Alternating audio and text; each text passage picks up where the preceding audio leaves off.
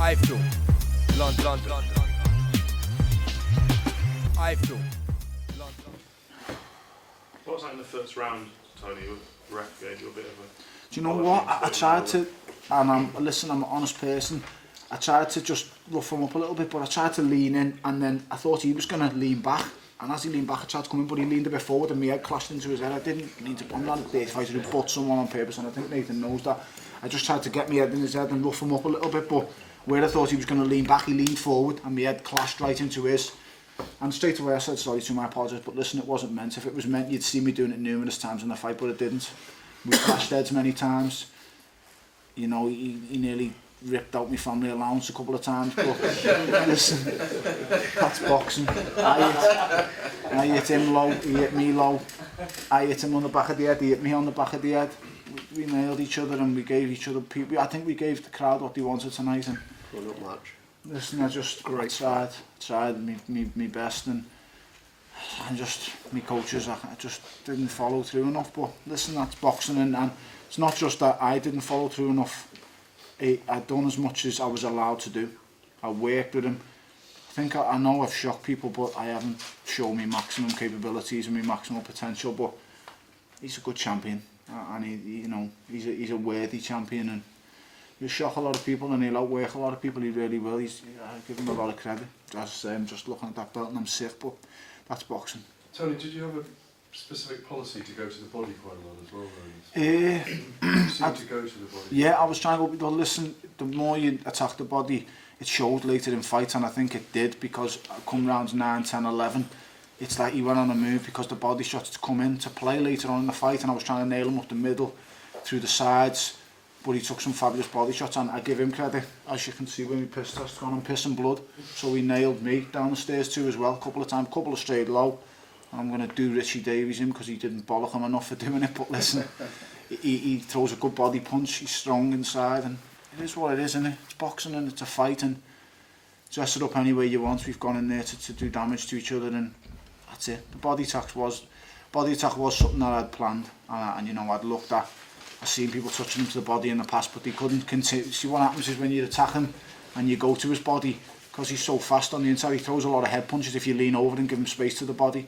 I was trying to throw short shots inside and turn off him a little bit and try different things, but it's just I tried.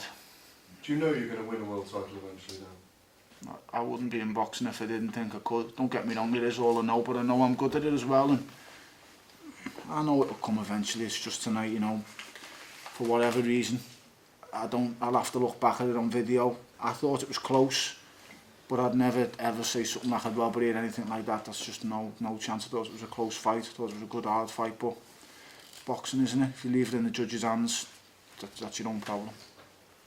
So you said before that you've got locomotive and brain. Yeah. There's a lot of keys to a lot of doors. Do you think your performance has opened them doors already? I don't know. I'd have to look back at the tape and see where I went right, where I went wrong, and I know I've learned a lot tonight and grown a lot. There was times when I should have stepped on the gas more.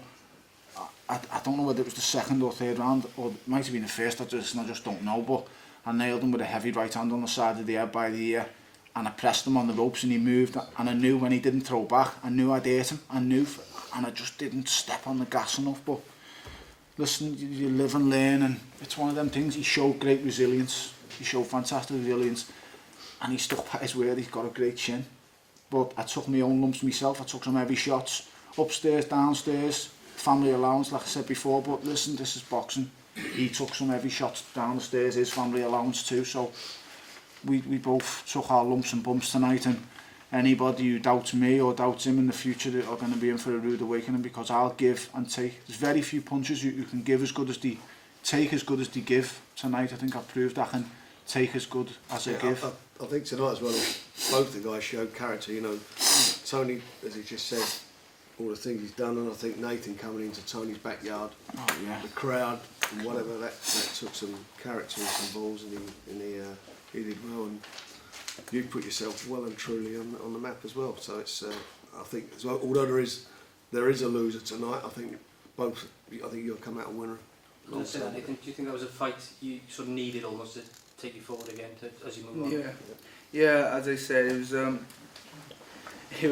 was risky. You know, it's very risky coming up to Liverpool. I knew it was going to be hostile, and obviously, you know, fairness, they stood behind Tony well. You know, as expected. They're great fans really for their fighter.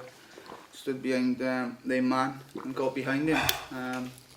So I understand that, and they obviously cheered every shot that Tony was landing, and you know, it was at times you hope that wasn't going to sway the judges, and you know, it was a little bit. But I thought, you know, just get on with business, just get on with the fight, and leave all the rest of it in you know. Just fight and obviously throw my own punches really. So it was a lot of I showed a lot of courage, I think, coming up to Liverpool. I gave Tony his world title shot. You know, it was a fight that, like I said, I didn't have to take. You know, I had other options, but I thought, you know, the fight makes sense. It was a great UK fight for the fans, for myself and Tony.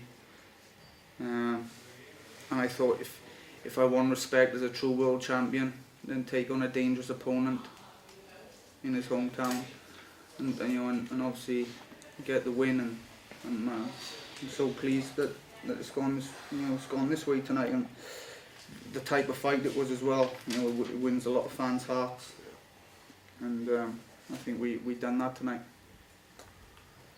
Nathan, I think you've been away from home for about 8 or 9 fights now. Will you be looking for a homecoming fight now? Yeah, I think so. Can I tell you what the problem is? The CIA only holds under 5,000 people, and that is the problem.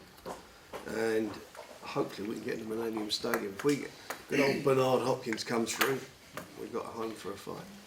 Should you not use the Cardiff City Stadium, Frank, at all? Or? It's open air though, isn't it? That's the problem. You know, if we're going to use that, we've got to wait until next May, and in the meantime, they'll be wanting to fight. So we'll see what happens. It's strange, really, isn't it? When you think about Cardiff, you think that, you know, everywhere's got a stadium, you know, 10,000 seater. Most of the cities in the UK, and for some reason there's not one in Cardiff. I don't understand that. So have a word with the council, see if they'll build one. Anyway, gentlemen, I'm sure these two fellas would like to go and get some rest, and thanks very much. Appreciate all your help for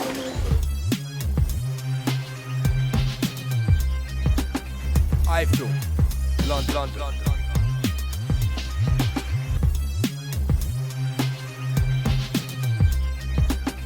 iFILM, London.